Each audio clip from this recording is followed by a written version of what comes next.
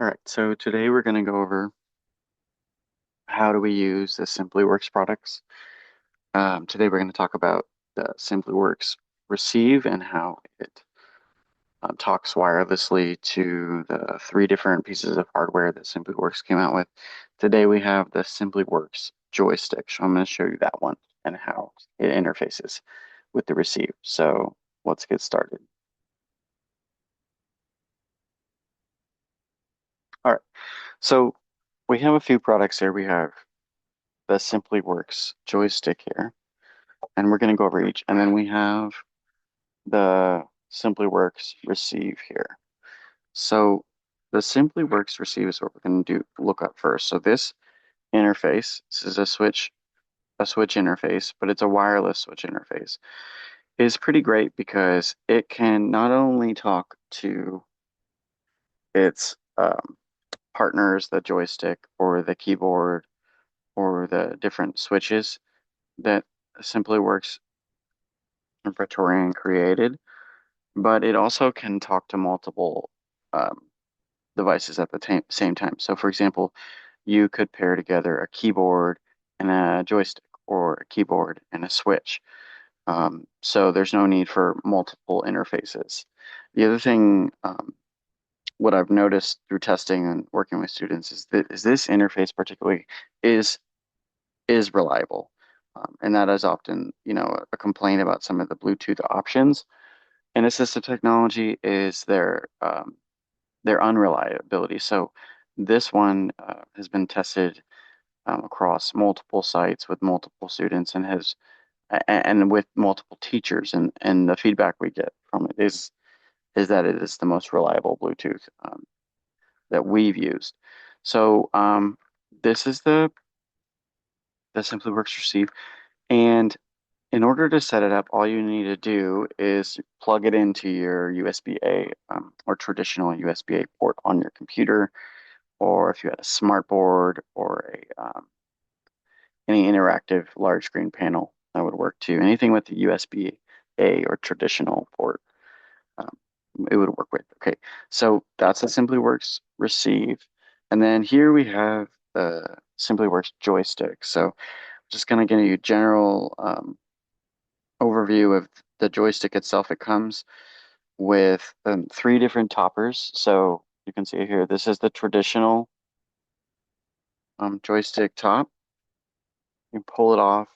We have a T handle, put a T handle on top for better grip, or you can actually put this soft cushion ball. It's about 1.5 to 2 inches in diameter, and it slides right on top. So if you have a student who um, has a harder time with fine motor skills or doesn't have access at this moment with their hands, you can put this on top here, take some force, and you can use it with, a full palm, a fisted hand, or even an elbow.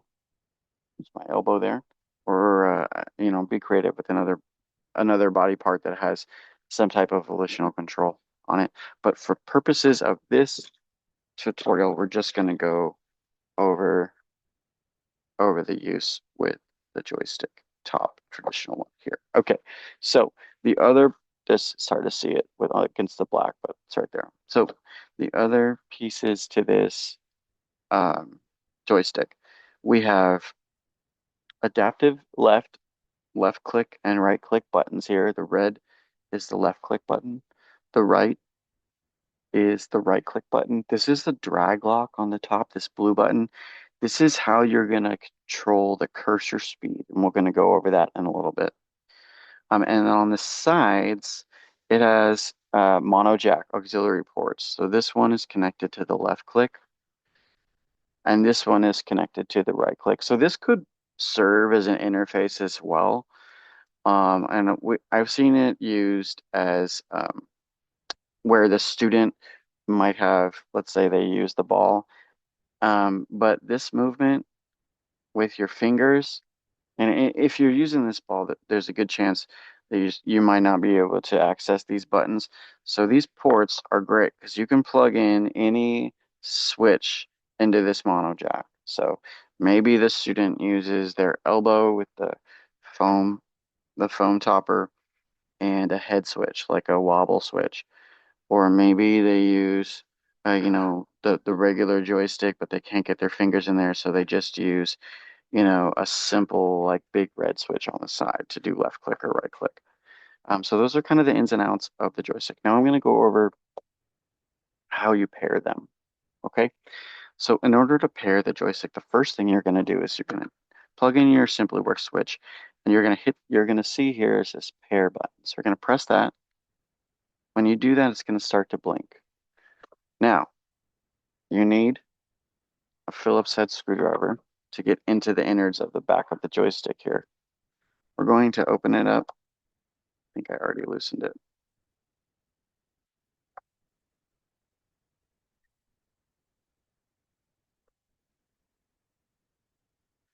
Inside here, you're going to see a little pairing button.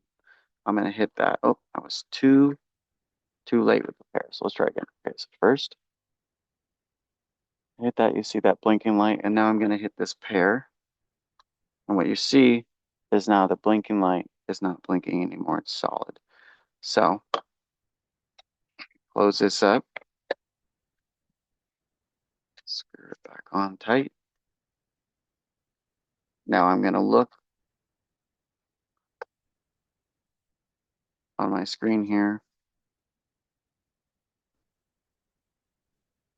And what I notice when I'm moving it is that, let's see if I can show you here.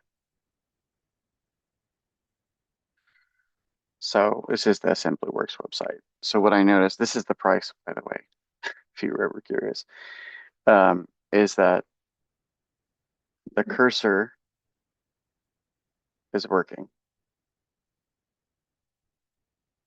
And let's say your student has access with their hands, but they have like essential tremors or their control over the pressure is not great, and you need to adjust the the speed of the cursor. Well, you can do that on the device itself. So what you're going to do is you're going to hold down the drag lock button. Remember, that's that blue button, and you're going to hold it down until you hear an audible beep. So when you hear the audible beep, you can press either the left click adaptive red button to slow down the cursor speed, and you can slow it down 4 times. And now, when I press it, if you see the cursor, it's going much slower. Or you can press the yellow right click button 4 times, and now it's back to quick. And then when you're finished adjusting your cursor speed, you're going to press that blue button down again, the drag lock, till you hear the beep. And now it's locked at the speed that you want. So now I'm back to it. So that's generally, um, that is the product. Please let me know if you have any questions, and we'll see you next time.